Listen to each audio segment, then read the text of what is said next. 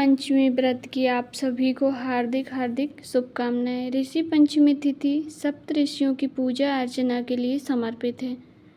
यह व्रत मुख्य रूप से महिलाओं द्वारा किया जाता है। धार्मिक मान्यता के अनुसार इस दिन व्रत करने से जाने अनजाने में हुए पापों से मुक्ति मिल जाती है। ऐसे में यह व्रत ऋषि पंचमी की व्रत कथा भी जरूर सुननी चाहिए। ऋषि पंचमी के व्रत में दातुन की जाती है और इस दिन हल से जुती हुई चीज़ों का सेवन नहीं किया जाता है और ना ही गाय के दूध से बनी हुई कोई सामग्री को ग्रहण किया जाता है। इस दिन जो व्रत रखते हैं उन्हें भैंस के दूध से निर्मित खीर या भैंस से दूध से निर्मित चाय पीनी चाहिए और शाम को जो मोर धन होता है, जिसे पसाई धान भी कहते हैं, जो अपने आप उग जाती है, उसका ही भोजन किया जाता है। आज के दिन जो हल से जुती हुई चीज़ें होती हैं उनका भोजन नहीं किया जाता है। और यह व्रत करते हैं तब भी, नहीं करते हैं तब भी इस व्रत की कथा अवश्य ही सुननी चाहिए। आइए सुनते हैं ऋषि पंचमी व्रत की कथा। तो आपको बता दें, यह व्रत आज 8 सितंबर 2024 को है। तिथि के अनुसार देखा जाए तो यह व्रत गणेश चतुर्थी के एक दिन बाद किया जाता है। कथा के बिना कोई भी व्रत अधूरा माना जाता है। ऐसे में चलिए आइए सुनते हैं ऋषि पंचमी व्रत की कथा। की कथा के अनुसार एक नगरी में एक कृषक और उसकी पत्नी रहती थी। एक बार उसकी पत्नी रजस्वला हो गई, लेकिन यह जानने के बावजूद वह अपने कार्यों में लगी रही, जिस कारण उसे दोष लग गया। चूँकि उसका पति भी इस दौरान उसके संपर्क में आ गया, तो वह भी इस दोष को शिकार हो गया, जिस कारण वह दोनों अगले जन्म में जानवर बन गए। पत्नी को कुतिया का जन्म मिला तो वहीं पति बैल बन गया। पुत्र ने सुन ली सारी बातें। इस दोनों को इसके अलावा कोई और दोष नहीं था, इसलिए इन्हें पूर्व जन्म की सारी बातें याद रही। इस रूप में दोनों अपने पुत्र के घर में रहने लगे। एक दिन पुत्र के यहाँ ब्राह्मण पधारे और उसकी पत्नी ने ब्राह्मणों के लिए भोजन पकाया, लेकिन इस दौरान खीर में एक छिपकली गिर गई, जिसे उसकी माँ ने देख लिया। अपने पुत्र को ब्रह्म हत्या के पाप से बचाने के लिए उसने अपना मुख खीर में डाल दिया, लेकिन कुतिया की यह हरकत देखकर पुत्र वधू को बहुत गुस्सा आया और उसने मारा, उसे बहुत पीटा और घर से बाहर निकाल दिया। रात के समय जब रात हो गई, उस समय पर सारी बात बैल के रूप में अपने पति को बता रही थी, तो उसकी सारी बातें उनके पुत्र ने सुन ली।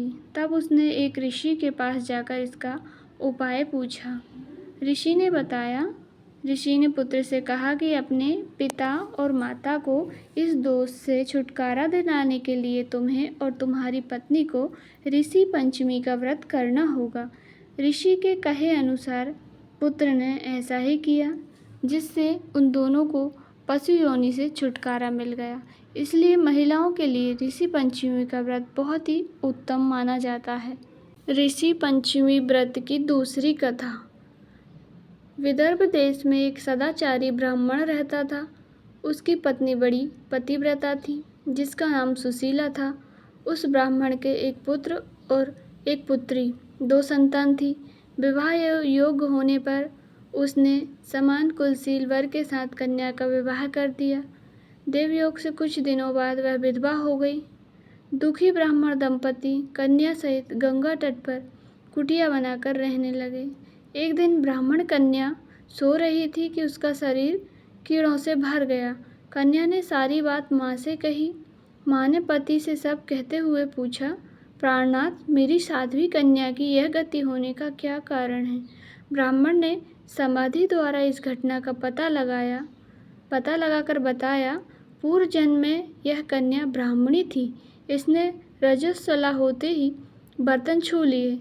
इस जन्म में भी इसमें लोगों की देखा देखी ऋषि पंचमी का व्रत नहीं किया, इसलिए इसके शरीर में कीड़े पड़ गए। धर्मशास्त्रों की मान्यता है कि रजस्वला स्त्री पहले दिन चंडालिनी, दूसरे दिन ब्रह्मघातनी तथा तीसरे दिन धोबिन के समान अपवित्र होती है। वह चौथे दिन स्नान करने के बाद शुद्ध होती है।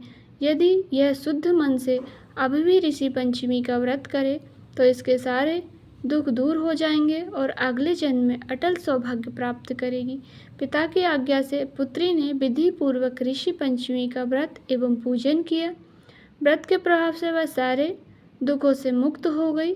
अगले जन्म में उसे अटल सौभाग्य सहित अक्षय सुखों का भोग प्राप्त हुआ। इति श्री सप्तऋषि व्रत कथा संपूर्ण। जय बोलिए सप्तऋषि महाराज की जय, बोलिए अरुंधति माता की जय। कथा सुनने के बाद आप आरती कर सकते हैं यदि आप पूजन की है तो, नहीं तो कथा सुनकर ही आपका व्रत संपूर्ण हो गया। जानकारी आपको थोड़ी सी भी उपयोगी लगी हो तो वीडियो को लाइक ज़रूर करें।